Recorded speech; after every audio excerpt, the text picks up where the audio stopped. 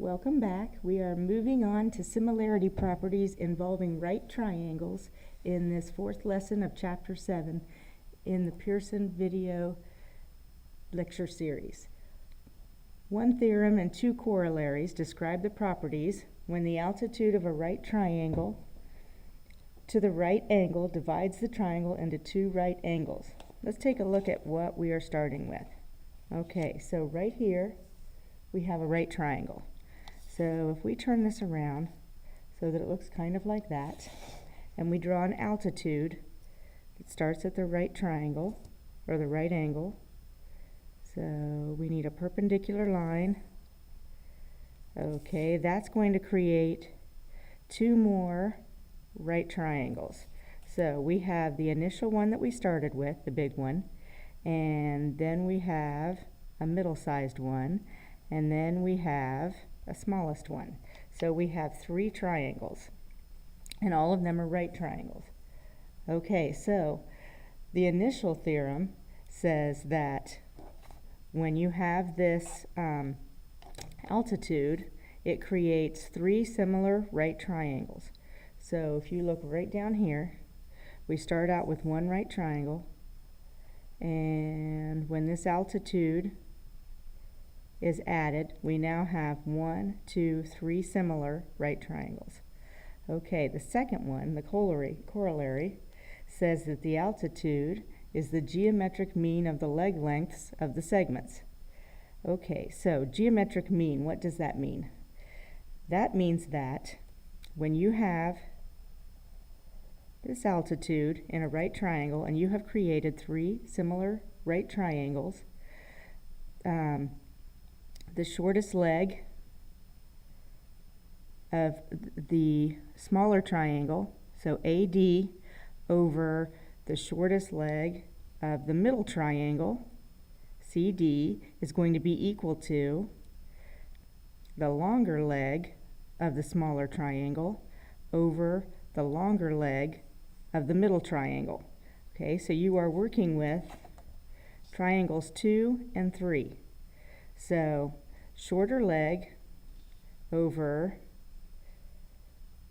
the shorter leg is equal to the longer leg over the longer leg. Now, keep in mind that in a right triangle, you have two legs and the hypotenuse, and the two legs are the ones that make up the right angle. So when we're talking about the legs, we're talking about the two sides that make up the right angle that are not the hypotenuse. So you have a shorter leg, a longer leg, and a hypotenuse. Those are the three sides that we're going to be talking about.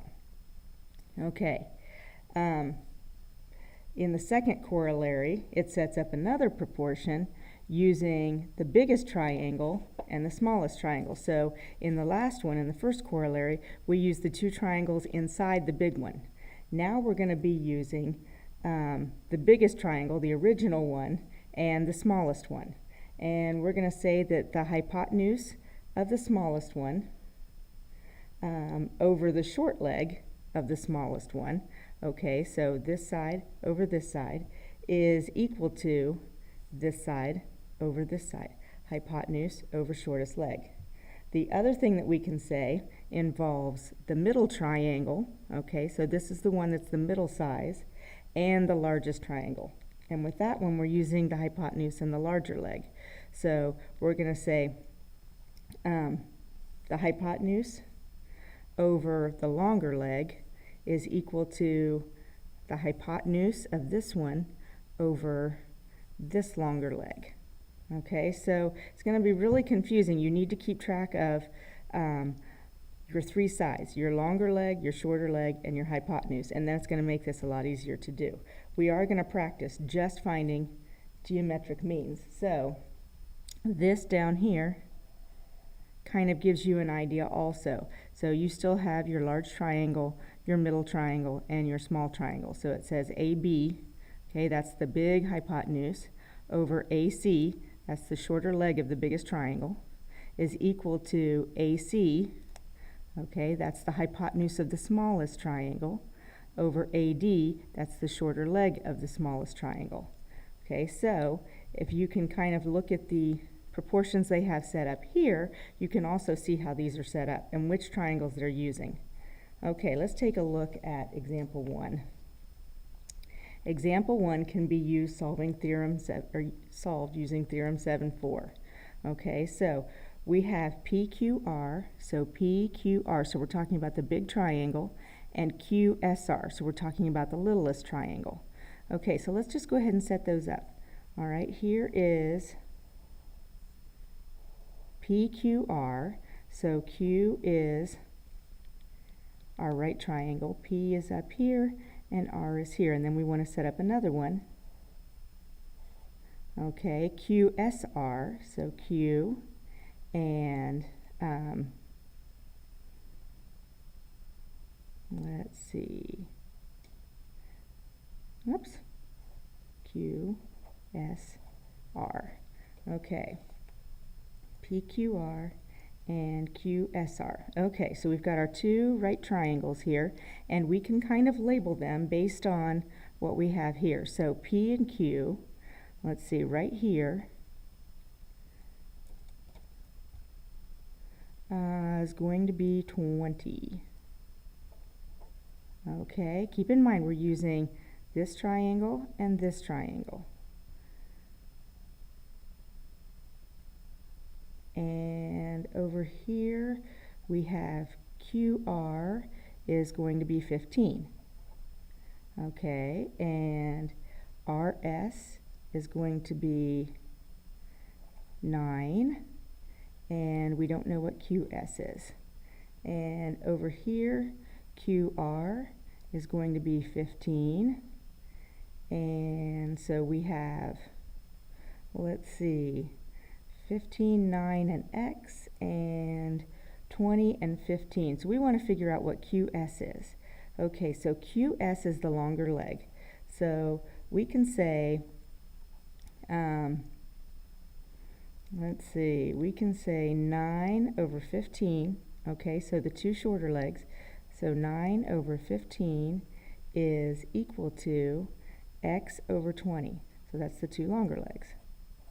We're going to set up this proportion.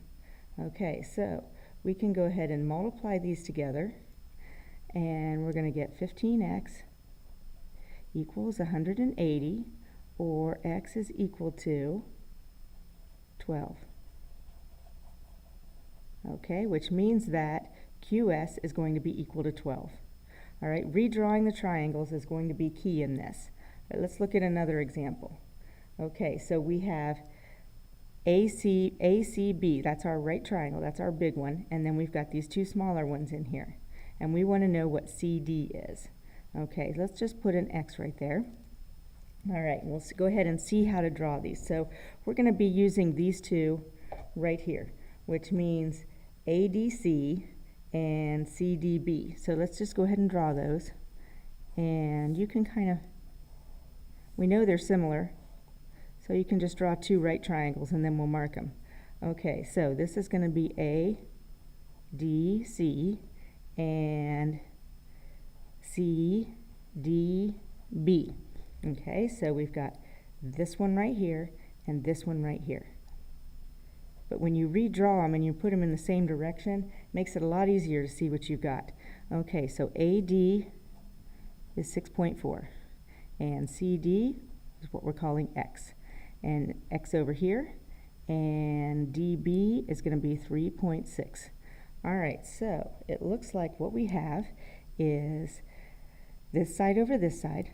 So 6.4 over X is equal to, and then X over 3.6. All right, so cross multiply. This time we end up with X squared. X times X is X squared, and then 6.4 times 3.6 is 23.04. So we're going to take the square root of both sides, and that's going to give us X equals 4.8. And that means that CD is equal to 4.8. All right, so you're just setting up a proportion. In both cases, we redrew the triangles, and then we set up corresponding sides over each other. Okay? All right, let's take a look at the back side. Okay, now in this one, in example 3, the question is, all of these triangles look the same. So how do you know which theorem or corollary that you're using? Or how do you know which of the 3 triangles that you're going to be using and setting up? Okay, this is the key. Look for 2 triangles that contain the missing side. Okay, this is important, so we're going to write this down. Look for 2 triangles that contain the missing side.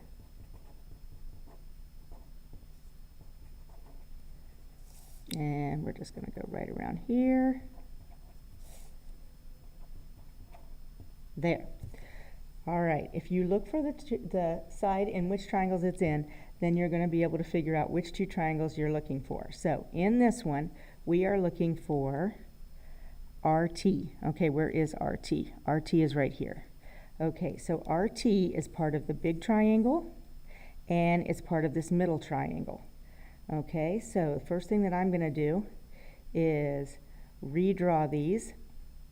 So if I draw the big one, then it's going to look like this.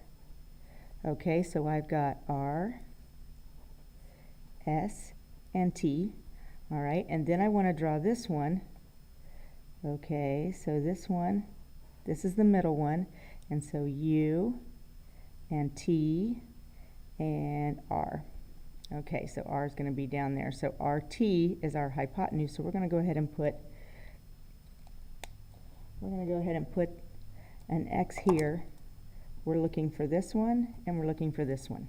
Okay, so we know that RU is 9.6.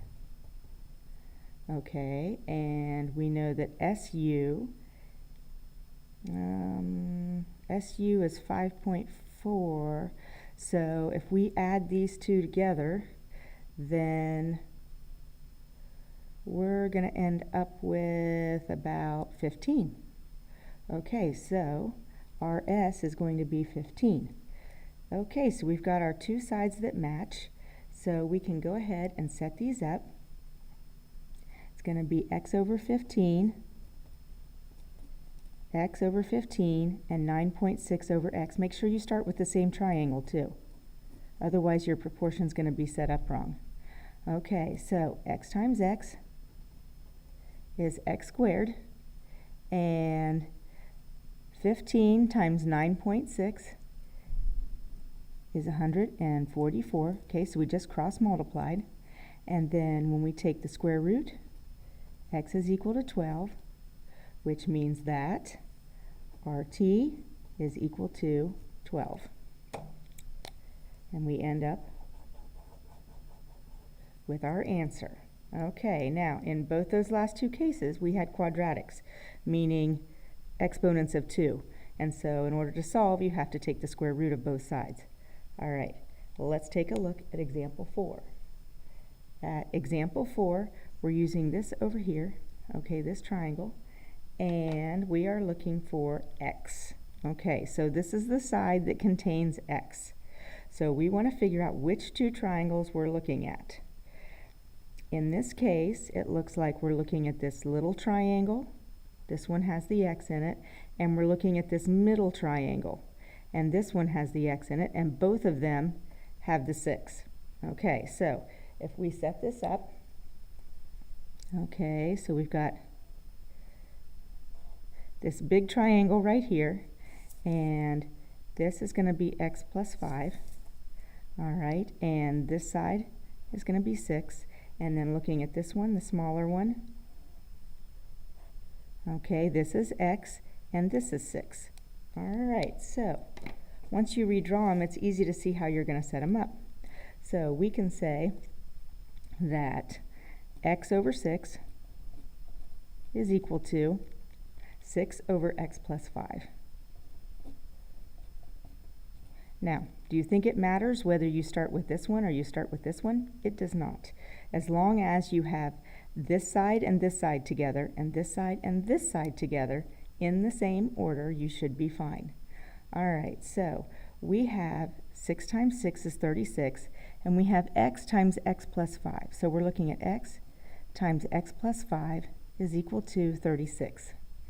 And then if you multiply that out, we're going to get x squared plus 5x is equal to 36. Okay, this is a quadratic, and so we want everything on one side set equal to 0 so that we can factor.